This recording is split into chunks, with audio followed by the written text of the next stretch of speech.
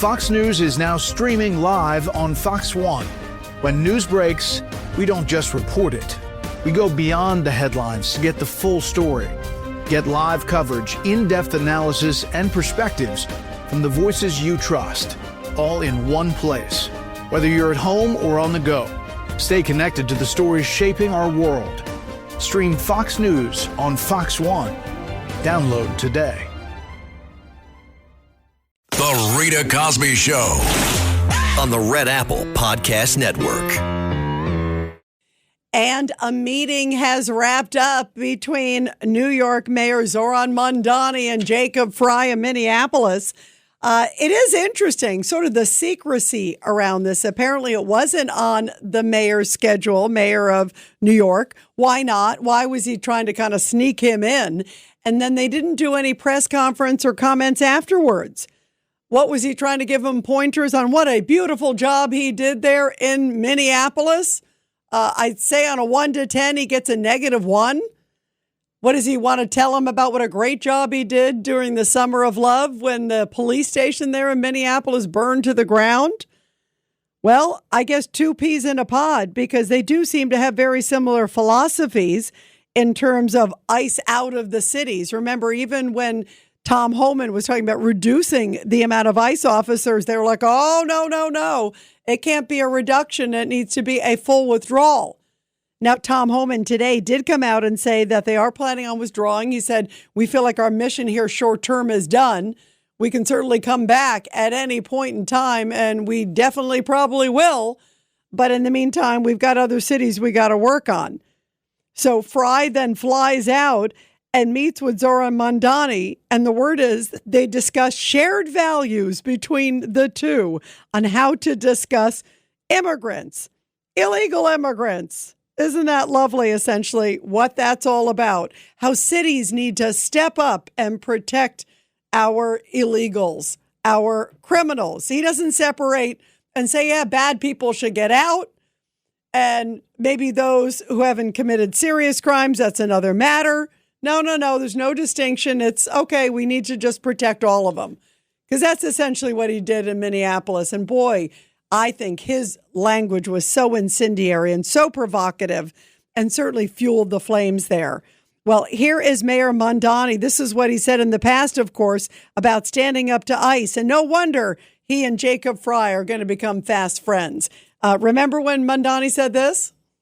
Kristi Noem, the Homeland Security Secretary, said this week that in response to that video you put out about knowing your rights, what to do if ICE comes knocking on your door, if you were mayor, you could have been violating the Constitution of the United States, and that she intimated that the Department of Justice might be looking into it. What's your response to Kristi Noem? I'm proud to inform people of their rights, and I can't think of a more American thing to do than to speak about the protections that we all have under the law.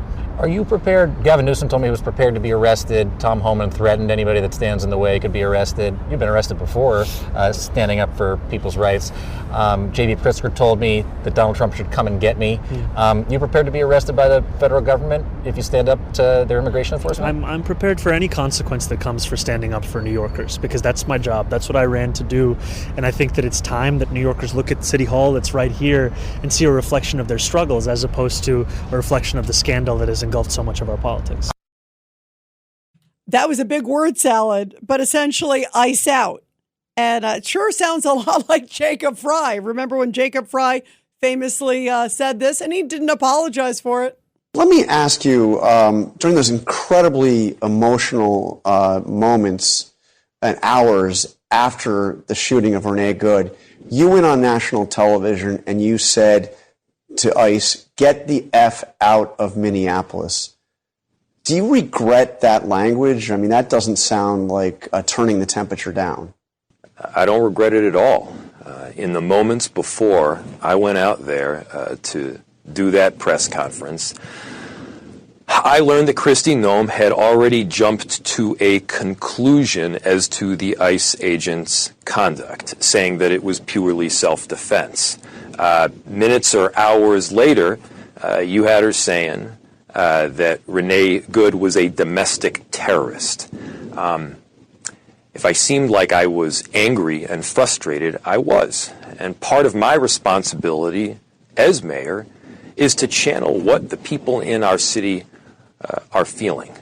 And the people in our city were angry. They were upset. And at the same time, from the very beginning, we were saying the same thing, which is we got to keep the peace. We're not going to counter Donald Trump's chaos with our own brand of chaos here. Yes, we stand up. Yes, we peacefully protest. And we're not going to go down this route that gives them the excuse to come in with greater numbers. They're looking for an excuse. They're trying to intimidate Minneapolis residents. But I'll tell you, I've seen tens of thousands of people remain composed, to line up to get groceries to people that are scared to go outside, to make sure that people have a walk to their car on their way back home from work. I mean, there have been so many beautiful things that have taken place here in Minneapolis. And I'll tell you, this is another thing to remember. It's January in Minneapolis. It's cold. It's like negative temperatures out there, but people have never felt warmer. People have never felt warmer, creating blockades so regular citizens can't get through, so ICE can't get through. People have never felt warmer, storming hotels because they believe ICE are there. People have never felt warmer when there was a guy the other day who led authorities on a chase. He apparently had some sex assaults in his background, and then people came out of the woodwork and started whistling and trying to block the guy from getting arrested. Can you imagine a world where somebody who has a sex offense is being protected by the average citizens so police can't get that bad person off the streets? Well, that's why there's so much attention now on sanctuary cities. And that was the big thing that Tom Homan was talking about today, as he was talking about the drawdown clearly there in Minneapolis. And he said, but we're not dropping out. We're still fighting the fight, and we're going all over the place. And he implored Congress to start looking at abolishing sanctuary cities, on making a ruling on sanctuary cities. It's a very, very important message, because these sanctuary cities are where indeed a lot of these individuals with violent history are finding safe haven. And I couldn't believe it. A couple hours ago, a whole bunch of Democrats, only one, John Fetterman, voted to make sure that DHS was funded. The rest of the Democrats in the Senate all voted against it. And that means there probably will be a partial government shutdown as early as Saturday morning. And that would include not just, it's not ICE funding, because that's actually already funded. This is all theatrics. What it is FEMA, it's TSA. So it could mess up flights again, guys, just like it did a few weeks ago. This is like, round 2 or 3 with the Democrats. But it doesn't seem like there's any budging. Listen to this guy. This is Congressman Stephen Cohen, Democrat of Tennessee. And if you ask him, he thinks Americans are the bad guys. We need people working in the front lines and local law enforcement to protect our citizens from the worst of the worst. The worst of the worst are not the immigrants. The worst of the worst, records show, are native-born Americans, and they are committing crimes that hurt our citizens and our cities. And you're working against it, and thank you for that. But by trying to get our local law enforcement, where we have an undercount of officers in Memphis, to leave Memphis and go to work for ICE to deport people is a wrong priority. So the worst of the worst are native-born Americans. How anti-American is that from Steve Cohen? And how crazy that virtually every single Democrat, minus John Fetterman, voted to block funding for DHS, the Department of Homeland Security, because ICE is under that umbrella. Because they want to say to their constituents, we took a stand.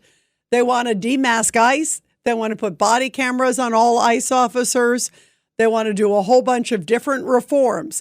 And unless they can get all those reforms, which aren't going to happen, they're not going to be demasked. If they're getting threats, they have to have masks to protect them and their family. But here's Professor Alan Dershowitz. We spoke with him earlier on Katz and Cosby, and he talked about how it is time to crack down on these sanctuary cities. Cities like New York City under Zohran Mamdani, and cities like Minneapolis under Jacob Frey. No, I completely agree. First of all, I am now a Fetterman Democrat. As long as the Democratic Party follows Fetterman, I could consider returning to the party. But I would never become the kind of Democrat that now, a Schumer Democrat or an AOC Democrat. So, the Democrat Party is splitting. But, if I were a Republican, obviously I couldn't become a Tucker Carlson Republican. So, we have problems in both parties. Look, I think that the Homans is doing the right thing. Sanctuary cities, I have said this on your show, are unconstitutional. Sanctuary cities basically say we are like the segregationists in 1954. We're not going to cooperate with integration. We're not going to cooperate with desegregation. We're not going to cooperate with the federal government trying to do the right thing. And I don't see any big difference between the segregationists and the sanctuary city people. They're both defying the Constitution. They're violating the Supremacy Clause. And they're basically trying to secede from the Union and saying, all right, you have the president, you have the United States, but we're separate. We're not bound by American law. And that's just wrong and unconstitutional. And I'm glad it's being pushed, and I'm on their side. Yeah, it's going to be interesting to see what will happen in Congress. Needless to say, every single Democrat's going to say, no, sanctuary cities, good. I guess Americans, native-born Americans, bad. That's essentially where we're at in an election year as we're heading into the midterms. The lunacy is exponential. 1-800-848-9222. Let's go to Eduardo in Tampa. Go ahead, Eduardo. Your thoughts tonight. Yeah, Rita, the Supremacy Clause says that the states can overrule federal law. Over there in Italy, they're about to introduce a bill where they're going to have naval blockade to block migrant boats. So before this midterm we get to in the fall, we really need to get these people behind bars, like over there in California. I mean, Karen Bass and San Diego. I mean, Mr. Fry and Schultz. We need to really have these people taken into custody and get some jail time here, and because otherwise we lose credibility. Where it's just, we're just shouting at each other in Congress during these hearings. We really need to put some meat on this bone. Yeah. So. Now, and are you surprised that no one really has? I mean, there's been a few examples of like that judge who was escorting the migrant out. But it has been very limited. I mean, they went after Don Lemon, right? And went after people in that church. But you're right. If they can prove, and I think a lot of the rhetoric has absolutely been irresponsible and incendiary. Obstruction, I could see obstruction, obstruction of justice. How is them, especially some of the things that have been coming out, particularly the comments from Jacob Fry and other, how is that not obstructing with federal law enforcement? And what are your thoughts also, Eduardo, about ICE pulling out of Minnesota? Is that a good thing, or does that something, it seems like both sides are taking it as a win, but who won? Well, I think we should have kept, I don't know if we're going to be keeping a force there, but I think we should have some kind of limited role as far as having extra ICE agents there, because we really can't empty out there, because then it would be considered a win by Governor Schultz and Jacob Fry. So we still need to have a role there. But I think we need to come back with some of these, we need to get some of these politicians in jail, because otherwise, No, you're right. Otherwise it's just rhetoric. Good point, Eduardo. Yeah, it's talk. Yeah, I hear you, and I think if they committed a crime, if it fits under a statute of that, absolutely throw the book at them. And I think it's important that they get a wake up call. It sounds like, at least from Tom Homan on the Minneapolis stuff, he claims that they are cooperating more with them, and that's why they were able to get a whole bunch more of them rounded up. Maybe they were doing it privately. After he came to town, and who knows what he said. He may have said, under the threat of arrest or under the threat of this, you better cooperate. So who knows? But then we're hearing tonight, Governor Walz saying the federal government needs to pay. That is Governor Walz's statement today. Like the damage that ICE did to his community. He's blaming it on ICE. I mean, feds leaving deep damage behind. I mean, that's what he's saying. Like it's like a wounded city, like it was a perfect city that he was walking into. Eduardo, what do you make of this belligerence from people like Minnesota Governor Walz? What do you think? Yeah, I mean, this is why we need to hit back, and we really got to take these people into custody, because otherwise, you just wait. They're just going to kill time, wait till the midterms come, hoping that they retake. There's just going to be the ATM Congress for these blue cities, and we got to prevent that. We got to get out there and vote and keep our majority. We need to get rid of the filibuster. That's another thing, too. Well, and speaking of, midterms and voting and so forth, you can bet they're already talking about impeaching, everybody but their brother in the Trump administration. I mean, Pam Bondi got up, you should resign. Todd Lyons, you should resign. That's like every other word is you should resign. So if people want gridlock, vote for the Democrats in November, because that's what you're going to get. You're going to get, impeachment 2.0 on steroids. No question. Eduardo, thank you. Great points. 1-800-848-9222. And we will continue your calls, everybody, on The Rita Cosby Show right after the break. The Rita Cosby Show on the Red Apple Podcast Network. Looking for financial insights you can trust? How do you protect yourself as an investor? What's the strategy? I think it's really simple. I think you just want to be diversified in your portfolio. The Payne family brings real-world experience to every conversation. Well, I think that's the problem right now is, right, a lot of people that are close to retirement, they're taking so much risks. And if we do get a big sell-off, it could derail their retirement. Listen to the Pain Points of Wealth on the Red Apple Podcast Network. Now playing, Crime 101 hits theaters. What is it that you do? I take high-value items and make them disappear. So you're a thief. One crime connects them all. I'm getting close. I know it. But only one will walk away. I underestimated you. Chris Hemsworth, Mark Ruffalo, Barry Keoghan, and Halle Berry. We're good at this. Yeah.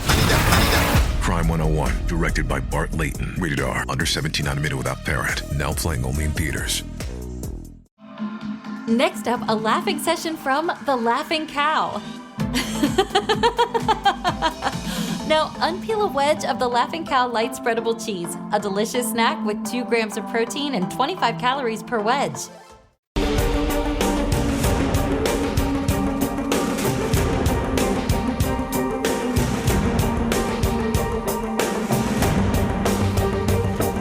This is The Rita Cosby Show. Well, I'm not sure if it's easy to love Jacob Fry. The way he turns a blind eye to protests in his city, I don't love him.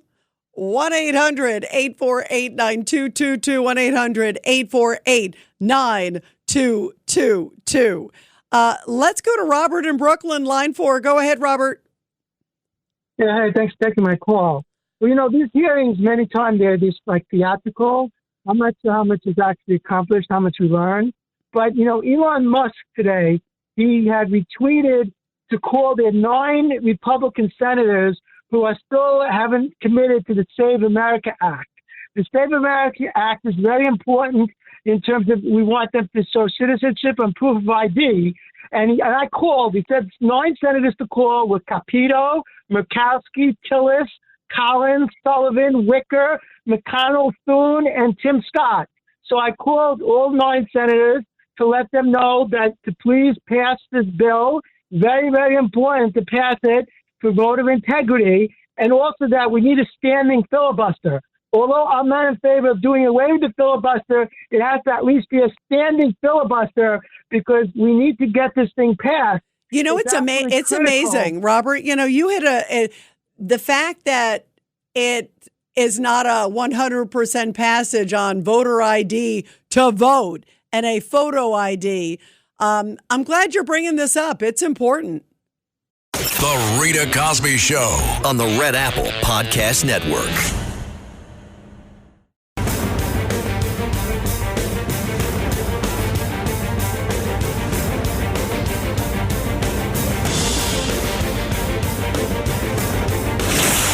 Rita Cosby is on. Well, it's another busy news night and lots of big developments in the Nancy Guthrie case. We're going to get to that in a moment. But first, I wanted to play a couple more clips from the fireworks that were on Capitol Hill. Josh Hawley going after Minnesota Attorney General Keith Ellison. And of course, this comes as there is a $9 billion fraud scandal going on in his state. Of course, Homan said they've pulled out of ICE investigators and others of the state, but they're still keeping people investigating the $9 billion fraud because it's so bad. So here was the chance for Hawley to talk to Keith Ellison, whose name has come up a lot and tied to this investigation. And listen to this one today. Why'd you take their money? Why'd you take their money? I didn't. You took $10,000. No, that's a false statement. $10,000 9 days after the meeting. False statement. You took $10,000. Here's what happened. They went to your office. They solicited money from you. They solicited help from you. That's also wrong. They came to your office. It was your official office. You met with them for 54 minutes. No, they asked you for help. You pledged it to them, and they talked repeatedly about money. In fact, it's all they talked about. Money, money, money, money. I'd say the topic was money, money, money. And here's a little bit more of him going after Keith Ellison. And 9 days later, you took $10,000 that's a lie. From people who were then indicted. It's in your reports. Why'd you do it? Sir, was it worth it? You know what? This is a theatrical performance. This is the truth. This is what accountability looks like, of which you've had none. You helped fraudsters defraud your state and this government of $9 billion, and you got a fat campaign contribution out of it. You ought to be indicted. True. Well, that's the truth. That was pretty heated, and he wasn't alone going after Keith Ellison. I don't blame him, because there's a lot of interesting stuff sort of tied to that. And again, he's the attorney general in the state there in Minnesota, and he seemed to be on the offense. Excuse me, you got a $9 billion fraud scandal, and you're the one on the offense. Well, here's another exchange. This is with Senator Ron Johnson, who was also on that committee, and he also took it to Keith Ellison. I freely admit being in favor of the First Amendment. And two people are dead because you encouraged them to put themselves into harm's way. And now you're exploiting those two martyrs. A tragedy was going to happen, and you encouraged it. And you ought to feel damn guilty about it. Smirk. It's sick. It is despicable. Are you asking me for comment, Senator? Because everything you said was untrue. It was a nice theatrical performance, but it was all lies.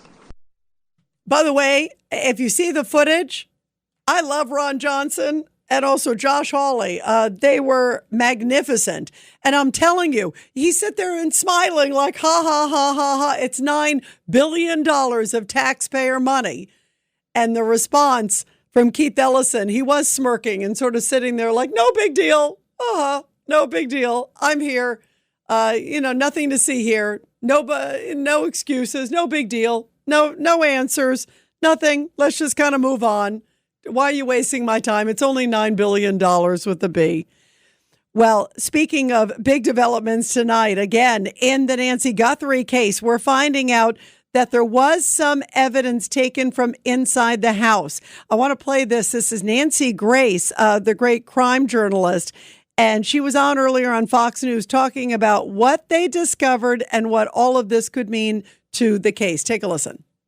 This guy was so careful to wear gloves. He didn't want to leave any fingerprints behind. What many perpetrators do not realize is they are leaving their fingerprints inside the glove. Now, problem, if it is a powdered glove, sometimes sweat and powder can mix together and blur the fingerprint. However, sometimes that powder can actually preserve the print. So we got that going for us. And it's not just that the gloves are similar to those we see on Nancy Guthrie's front porch that the perpetrator's wearing. It's location, location, location.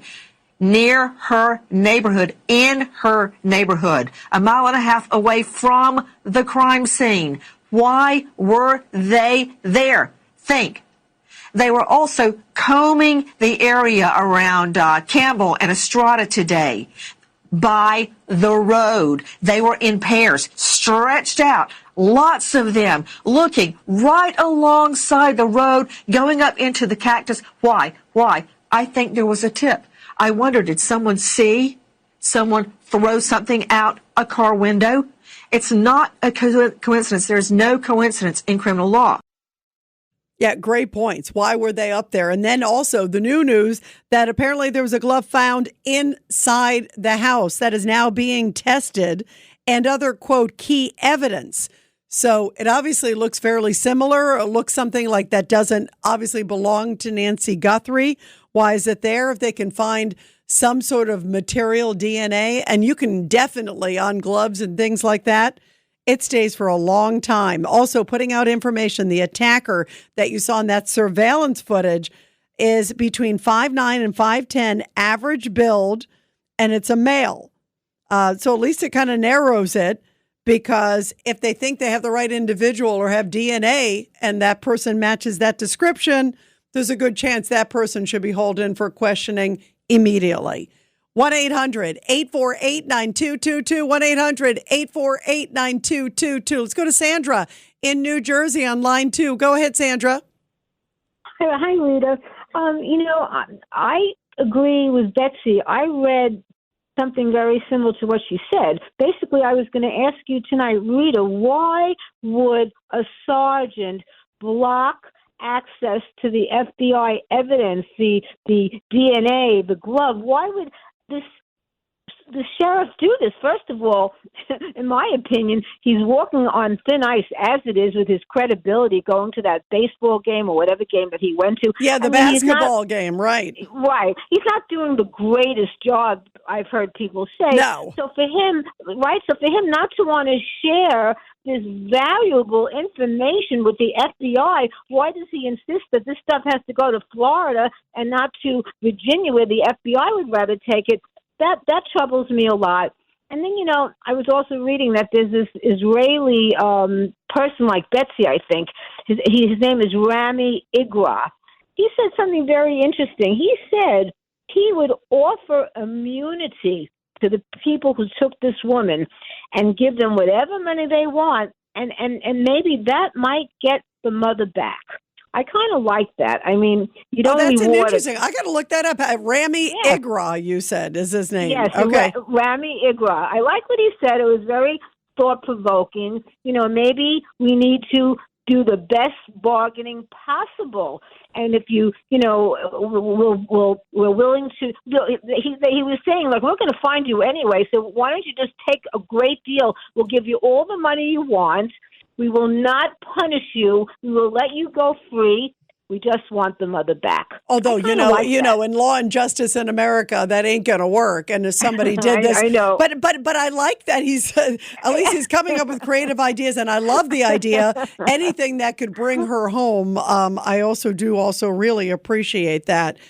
So I do think that I think getting back to also your first point, Sandra, that there is this, it seems like there's this political territorial thing. And the one thing, Betsy Brantner-Smith, who's from Tucson, she's head of the National Police Association, nobody better than her. And she gave some good inside stuff when she called in the last hour, where she said that this sheriff was investigated for RICO a couple of years ago by the FBI. Yeah. So he already, there's already some bad blood between clearly they were suspicious of him. And you know what, Rita? You know what I'm thinking?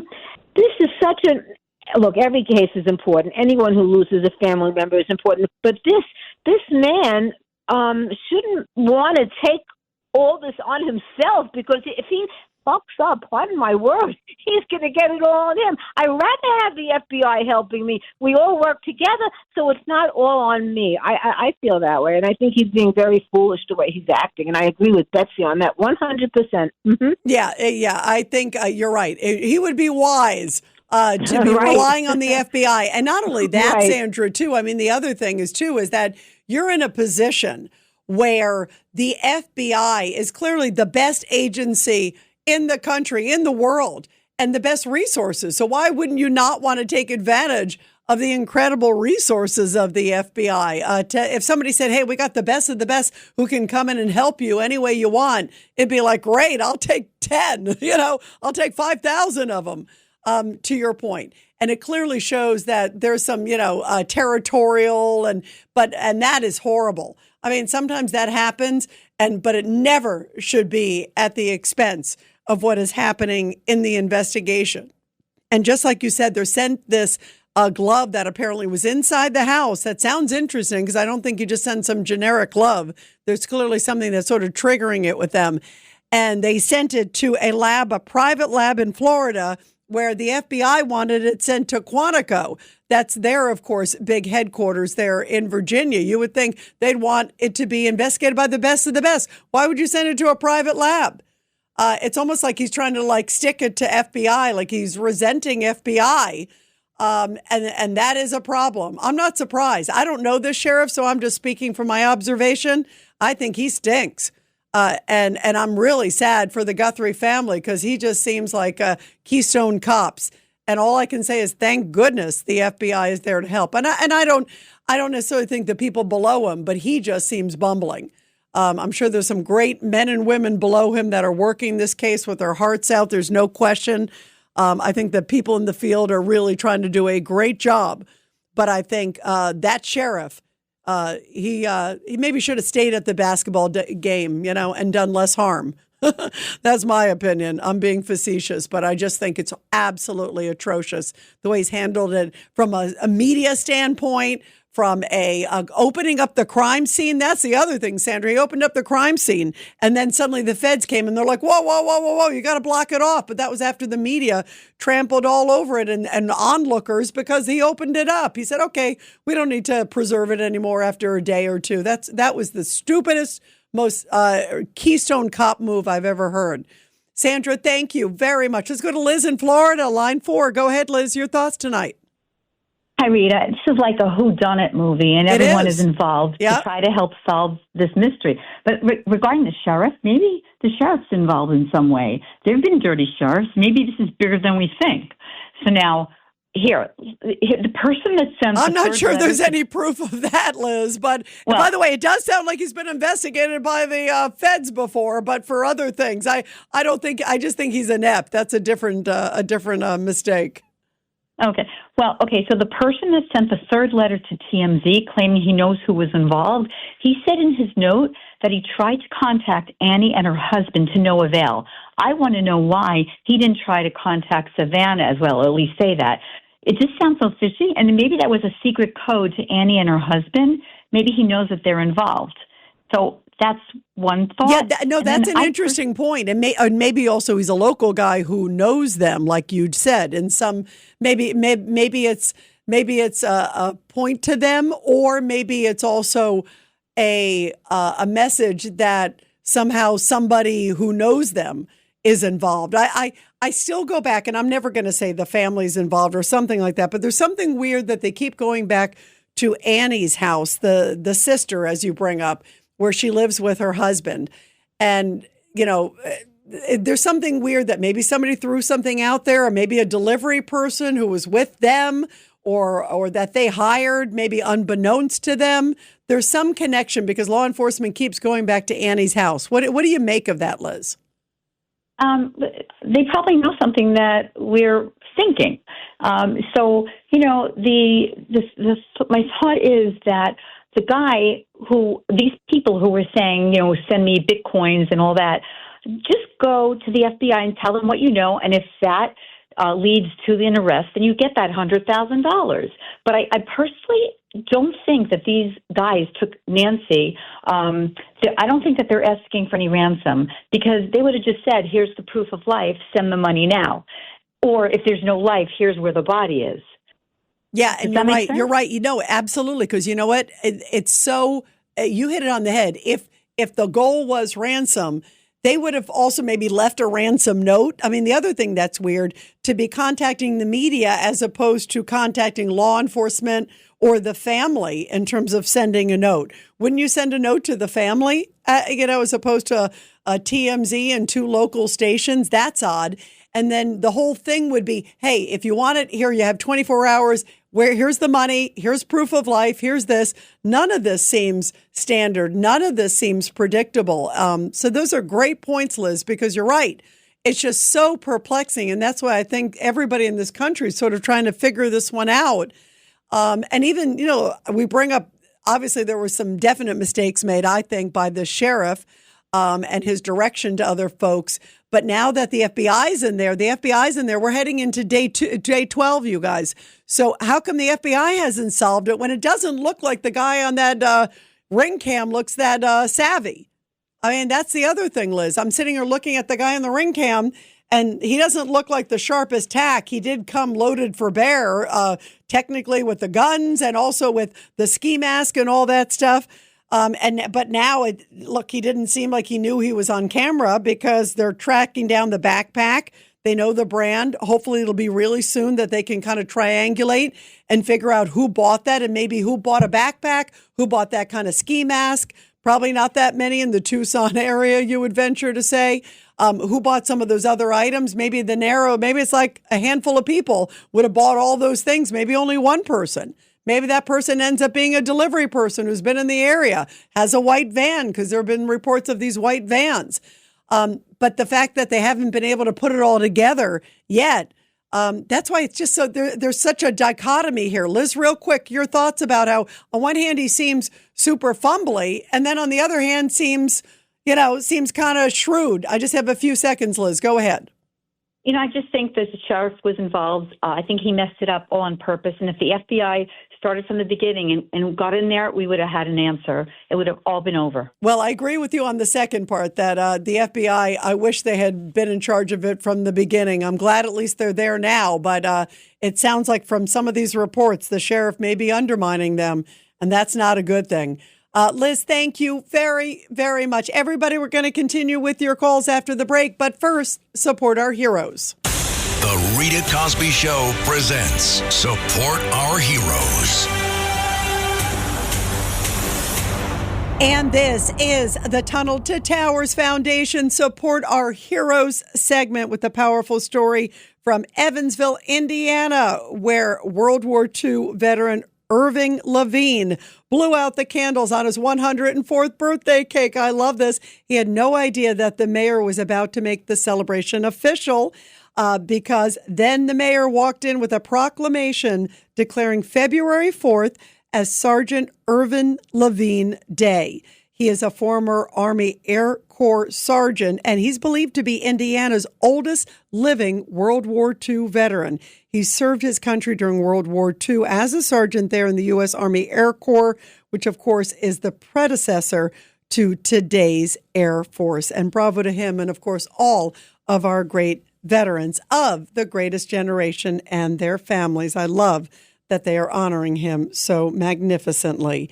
And everybody, all it takes is just $11 a month to make such a huge difference for our heroes and their families.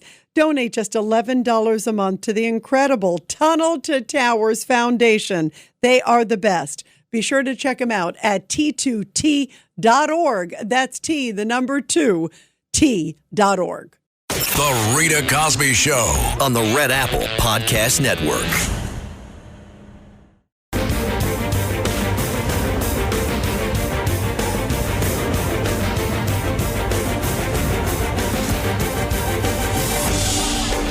It's the Rita Cosby Show.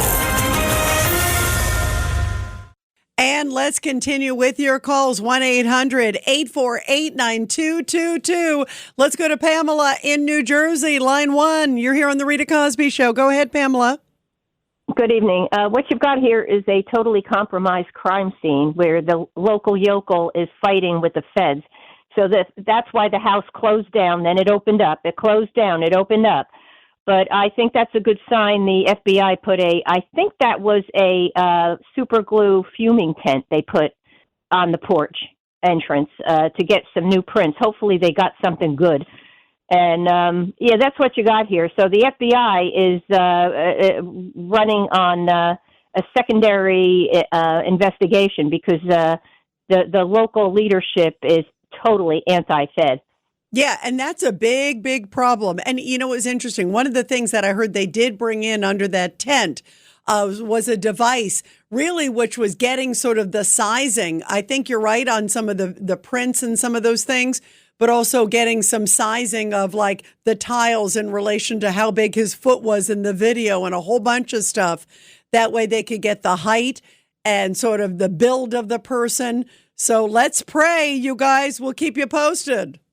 Thanks for listening to The Rita Cosby Show. You can hear The Rita Cosby Show weeknights at 10 on 77 WABC. If you like the podcast, share it with your friends and listen anytime at WABCRadio.com and download the WABC Radio app. Hit that subscribe button on all major podcast platforms. Plus, follow WABC on social on Instagram, TikTok, Facebook, and X. See you next time for a new episode so you never have to wonder. What the heck is going on here?